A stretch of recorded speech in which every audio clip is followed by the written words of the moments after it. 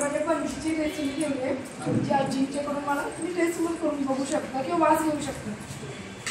अगदी जुन्या पद्धतीचं तुम्हाला ते फील येईल. आणि हा चहा मसाला ठेवला आहे त्याच्यामध्ये अगदी म्हणजे आयुर्वेदिक घटक पण आहे. ज्येष्ठ मध आहे, वेखंड आहे, जे कफ होत नाही मुलांना त्याच्यासाठी मी बनवलं आहे. मी पण माझ्या आजीची रेसिपी आहे. शिवाय त्याच्यामध्ये अडूळसा हा एक मुख्य घटक आहे आणि ज्येष्ठ मध घातले कारण ते कडू लागत नाही आहे. हे पाव किलोसाठी हे एवढं पॅकेट पुरतं आणि माझ्या स्टिकर नाही आले त्याच्यामुळे ते सध्या असं आहे. पंजाबची बघा आहे. हो विक्रीसाठी आहे.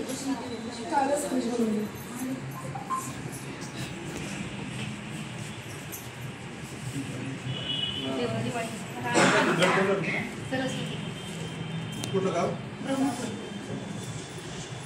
आता सगळे दुधीसाठी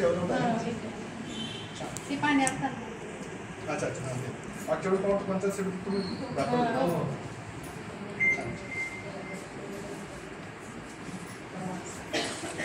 नमस्ते सर, मनीषा गोविंद भालेवाडीवरून जनश्री गटातून आलेले आहे. दिवाळीच्या फराळ बेसन लाडू.